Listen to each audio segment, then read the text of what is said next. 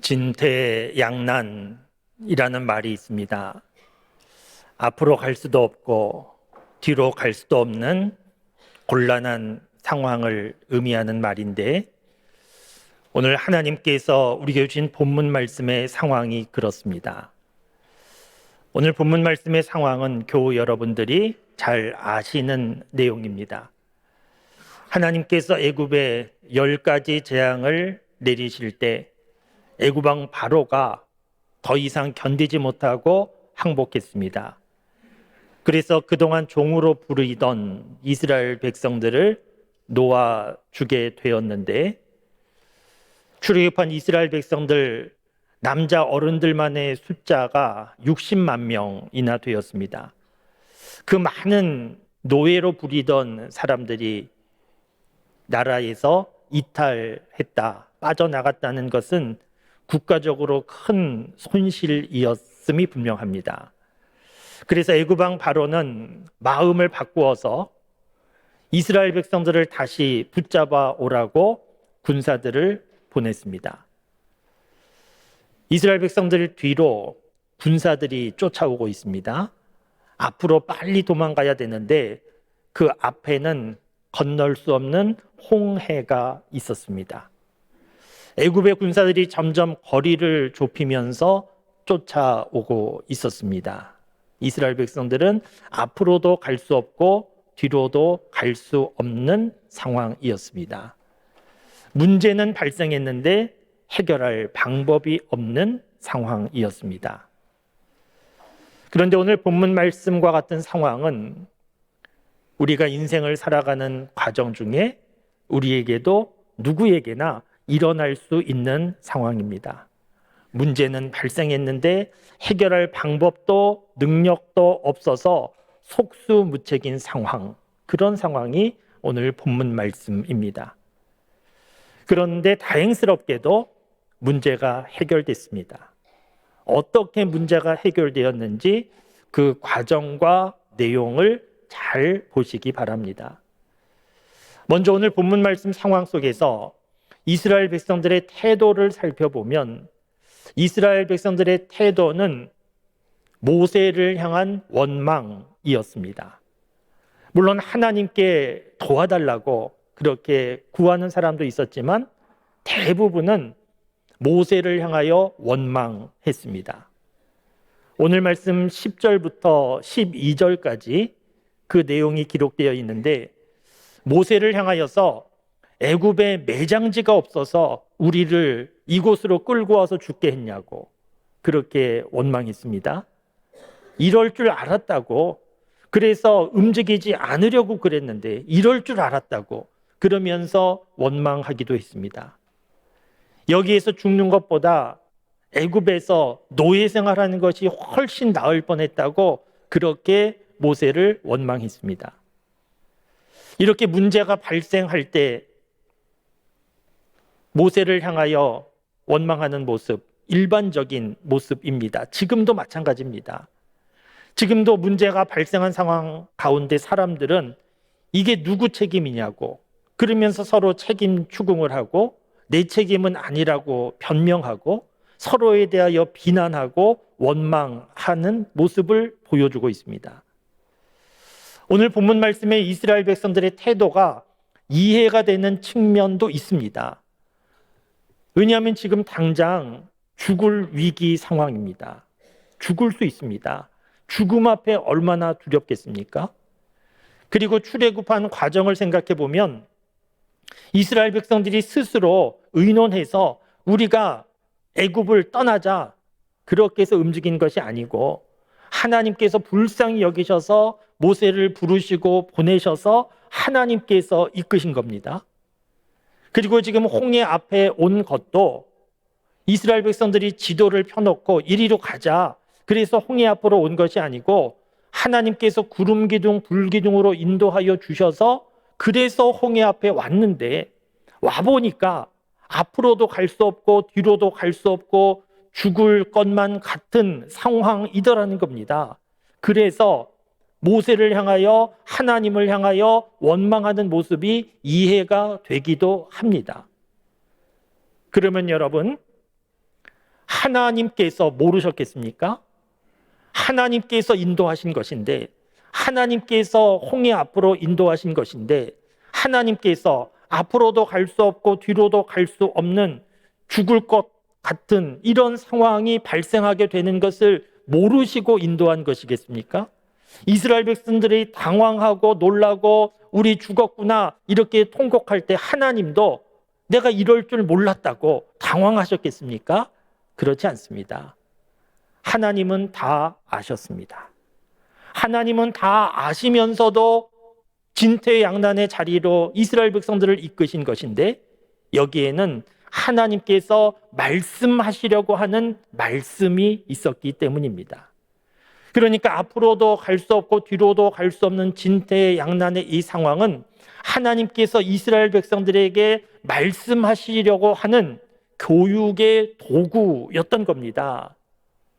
하나님께서 무슨 말씀하시기를 원하셨겠습니까?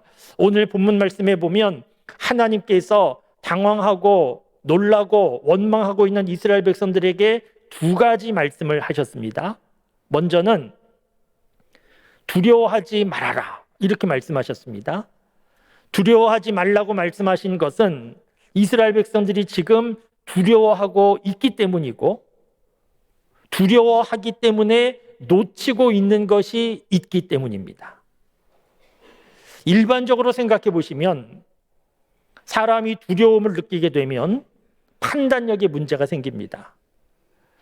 두려움을 느끼는 사람은 작은 소리만 들어도 깜짝깜짝 놀라고 살피고 무서워합니다. 학생이 시험을 치르는데 긴장이 너무 심해서 시험을 두려워하게 되면 제 실력을 발휘할 수 없습니다. 실수 많이 하게 됩니다. 운동선수가 상대편을 두려워하게 되면 경기에서 이기기 어렵습니다. 하나님께서 이스라엘 백성들에게 너희는 두려워하지 말아라 이렇게 말씀하고 있는 것은 이스라엘 백성들이 지금 두려움 가운데 놓치고 있는 것이 있기 때문인데, 무엇을 놓치고 있는가 하면 참 놀랍게도 이스라엘 백성들은 하나님을 놓치고 있습니다. 하나님을 잊어버린 겁니다. 어떻게 하나님을 놓치고 잊어버릴 수 있을까? 이것은 사실 가능하지 않습니다. 왜냐하면 애굽에 10가지 재앙이 내렸는데 10가지 재앙은 애굽 왕 바로에게만 내린 것이 아니고 애굽 전역에 10가지 재앙이 내린 겁니다.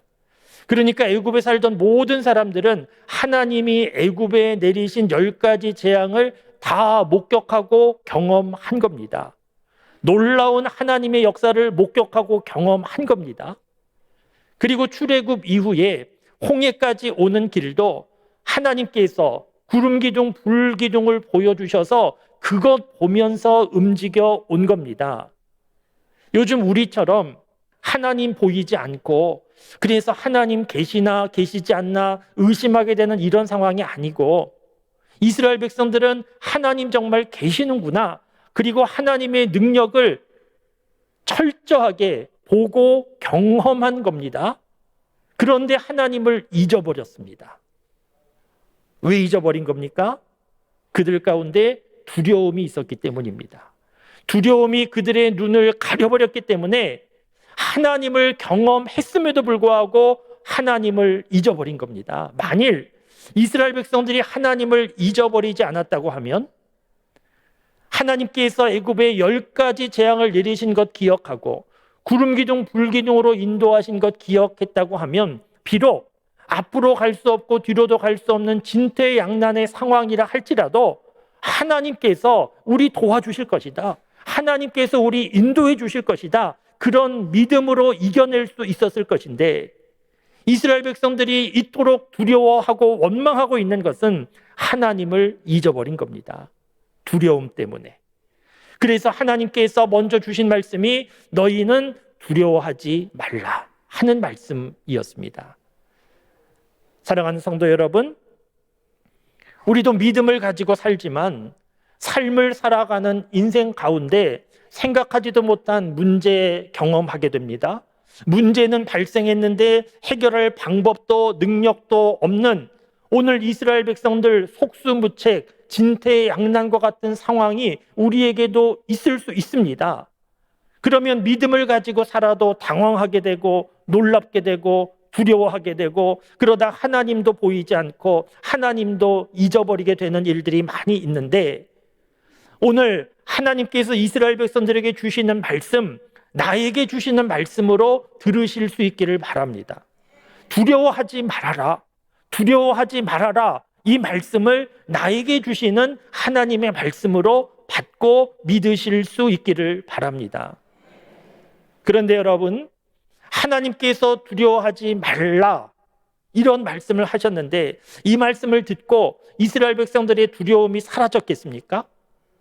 그럴 수도 있겠지만 그러기가 어렵습니다. 말 한마디 듣고 변하는 것이 쉽지가 않습니다. 운동선수들 열심히 경기할 때 관중들은 응원합니다. 힘내라고 응원합니다. 도움이 됩니다. 그런데 운동선수들이 경기하면서 힘을 다 쏟고 거의 탈진하게 되는 상황인데, 관중들이 힘내라고 그렇게 말해주었다고 해서 힘을 낼 수 있는 게 아닙니다. 말 한마디 듣고 힘을 낼 수 있는 게 아니지 않습니까? 지금 죽느냐 사느냐 정말 위기 상황 가운데 두려움에 빠져 있는데, 두려워하지 말아라. 말 한마디 듣고 두려움이 사라지기가 쉽지가 않습니다. 그래서 하나님께서 이스라엘 백성들에게 두 번째로 주시는 말씀이 있는데, 그 두 번째로 주시는 말씀은 너희는 가만히 있어라는 말씀입니다. 가만히 있어라. 좀 이상하지 않습니까? 지금 가만히 있을 수 있는 상황이 아닙니다. 가만히 있으면 죽을 것 같습니다. 무엇이라도 해야 됩니다. 그런데 하나님께서 너희 가만히 있어라 이렇게 말씀하시는 겁니다. 움직이지도 말고 소리 내지도 말고 가만히 좀 있어라. 하나님께서 그렇게 말씀하신 겁니다. 왜 그렇게 말씀하신 겁니까? 가만히 있어야 하나님이 보이는 것이고, 하나님이 보여야 길도 보이는 것이고, 하나님이 보이고 길이 보여야 문제가 풀리기 때문에 가만히 있으라고 하는 겁니다. 지금 이스라엘 백성들 상황이 어떠했겠습니까? 남자 어른만 60만 명이 넘는 사람들이 이제 우리 죽었구나 그러면서 통곡하고 모세를 향하여 원망하고, 그 소리가 가득한데 정신이 없었을 겁니다. 정신 차릴 수 없었을 겁니다. 하나님 보이지도 않았을 겁니다. 그래서 하나님께서 가만히 좀 있으라고 하나님께서 말씀하신 겁니다. 가만히 있어야 하나님 보이고 하나님 음성도 들리고 길도 보이기 때문입니다. 교회마다 문제가 없이 은혜가 충만하면 좋겠지만, 안타깝게도 문제 있는 교회들이 많이 있습니다. 문제로 인하여 교인들이 서로 싸우다가 둘로 갈라지는 그런 교회도 있습니다. 제가 아는 교회 문제가 있었습니다. 교인들이 둘로 나눠졌습니다. 그리고 서로 언성을 높이며 싸우기 시작했습니다. 함께 예배 드릴 수도 없어서 거의 1년 가까이 예배도 따로따로 그렇게 드리면서 계속 싸웠습니다. 그러다가 뭔가 좀 문제가 있는 거 아닌가 스스로 좀 깨닫기 시작하고 휴전하기로 했습니다. 한 달 정도 휴전, 그리고 기도하기로 그렇게 했습니다. 한 달 정도 휴전하고 기도한 다음에 어떻게 됐겠습니까? 교회가 둘로 나눠지지 않았습니다. 문제가 해결되었습니다. 어떻게 해결되었겠습니까? 한 달 동안 가만히 있었더니 교회가 보이기 시작했고, 가만히 있었더니 하나님의 음성이 들리기 시작한 겁니다. 그동안 나름대로 교회를 위하는 일이라고, 교회를 지키는 일이라고 서로 소리를 높여 싸웠는데, 그러면서 어느새 교회는 사라졌고 하나님의 음성도 들을 수가 없었는데, 다 멈추고 조용히 있었더니 교회도 보이고 하나님의 음성도 들리고, 그러면서 문제가 해결되더라는 겁니다. 사랑하는 성도 여러분, 우리의 삶을 돌아보시면 우리가 예수님 믿는 사람인데, 우리의 삶이 얼마나 분주한지 모릅니다. 우리의 일상생활은 너무 분주합니다. 가만히 있을 수 있는 구조가 아닙니다. 가만히 있게 두지를 않습니다. 우리는 계속해서 분주하게 움직여야 됩니다. 날마다 쏟아지는 새로운 지식, 정보를 습득해야 됩니다. 놓치지 않아야 됩니다. 계속해서 새로운 것을 듣고 배워야 합니다. 이런 일상을 살아가는 중에 우리가 하나님 앞에 가만히 있는 시간이 사실은 없습니다. 하나님 앞에 가만히 있을 수가 없습니다. 그래서 하나님의 음성을 듣지 못한 채 사는 모습이 얼마나 많이 있는지 모릅니다. 오늘처럼 예배 드릴 때 그나마 우리는 좀 하나님 앞에 가만히 있는 것인데, 그런데 이 시간도 가만히 다 있는 것은 아닙니다. 아무 일 없는 듯이 저를 다 쳐다보고 있지만 지금 마음과 생각이 분주한 분들도 많이 있습니다. 가만히 있지를 못합니다. 지금도 분주하게 움직이고 있는 분들이 많이 있습니다. 사랑하는 성도 여러분, 하나님 앞에 가만히 있을 수 있는 은혜가 있기를 바랍니다. 왜냐하면 그렇게 하나님 앞에 가만히 있어야 하나님도 보이는 것이고 하나님의 음성도 들리는 것이기 때문입니다. 시편 46편 10절 말씀에 보면 너희는 가만히 있어 내가 하나님 됨을 알지어다, 이런 말씀이 있습니다. 가만히 있어야 내가 보이고 내 능력도 알게 된다는 겁니다. 예레미야가 3장 26절 말씀에 보면 사람이 여호와의 구원하심을 바라고 잠잠히 기다리는 것이 좋다, 이런 말씀이 있습니다. 하나님 앞에 잠잠히 기다리는 것이 좋다는 겁니다. 아무 일도 하지 않고 그냥 멍하니 있는 것이 아니고 하나님 앞에서 잠잠히 기다리는 것이 좋다. 왜냐하면 그래야 하나님이 보이고 하나님 말씀이 들리기 때문입니다. 저는 오늘 본문 말씀을 묵상하고 준비하면서 너희는 가만히 있어라, 이 말씀이 얼마나 감사하고 은혜가 되는지 모릅니다. 왜냐하면 사람은 이렇게 말할 수 없기 때문입니다. 사람이라면 어떻게 말하겠습니까? 문제가 발생했습니다. 그러면 뭐라고 말합니까? 뭐 좀 해보라고, 어떻게 좀 해보라고, 지금 이렇게 가만히 있을 때가 아니라고, 가만히 있으면 안 된다고, 무엇인가 좀 해보라고 사람들은 이렇게 말합니다. 그런데 하나님은 그렇게 말씀하지 않으시고 가만히 있으라고 하십니다. 왜냐하면 사람이 분주하게 움직인다고 해서 해결될 수 있는 것이 아니고, 가만히 있을 때 하나님 움직이심을 보고 결국에는 하나님께서 해결해 주시는 것이기 때문입니다. 오늘 본문 말씀의 13절에 보면 너희는 가만히 있어 여호와의 구원하심을 보라, 이런 말씀도 있고 14절에 보면 여호와께서 싸우시리니 너희는 가만히 있어라, 이런 말씀이 있습니다. 어떻게 됐겠습니까? 하나님 말씀하신 대로 가만히 있었더니 어떻게 되었겠습니까? 다 죽었겠습니까? 그렇지 않습니다.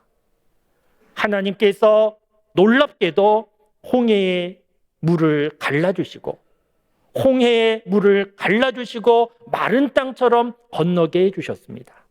아무도 상상할 수 없는 일이었는데 하나님 앞에 가만히 있었더니 하나님께서 길을 열어주셔서 아무도 죽지 않도록 그 문제가 해결될 수 있도록 하나님께서 역사해 주셨습니다. 사랑하는 성도 여러분, 오늘 본문 말씀은 하나님께서 이스라엘 백성들에게 교육적인 의도를 가지고 주신 상황과 말씀입니다. 어쩌다 보니까 홍해 앞에 선 것이 아니고 하나님께서 일부러 홍해 앞에 서게 하신 것이고 뒤에는 애굽의 군사가 쫓아오게 하신 겁니다. 이 상황을 하나님께서 이스라엘 백성들에게 만들어 보여주시면서 말씀하시는 내용이 있었는데 무슨 내용입니까? 이런 상황을 만난다 할지라도 앞으로도 갈 수 없고 뒤로도 갈 수 없고 너희에게 방법이 없다 할지라도 낙심하지 말고 두려워하지 말고 가만히 있고 나를 바라보아라. 나를 믿어라. 하나님께서 이 말씀을 하신 겁니다. 오늘 이 말씀은 이스라엘 백성들에게만 주시는 말씀이 아니고 오늘 우리에게도 주시는 하나님의 말씀입니다. 하나님께서 오늘 우리에게 무슨 말씀을 하시는 겁니까? 인생을 살아가는 동안에 생각하지도 못한 어려움과 문제가 있고 해결할 방법은 없고 앞으로도 뒤로도 갈 수도 없고 끝난 것 같다 할지라도 너무 낙심하지 말아라. 두려워하지 말아라. 그 자리에서 가만히 있어라. 가만히 있어라. 가만히 있으라는 것은 아무 일도 하지 말고 손 놓고 가만히 있어라. 그런 내용이 아니고 가만히 있으라는 것은 그동안 바라보지 못했던 하나님을 바라보고 그동안 생각하지 못했던 하나님을 생각하고 그동안 듣지 못했던 하나님의 음성 듣고 그동안 기도하지 못한 기도도 해라. 그런 것이 가만히 있어라는 겁니다.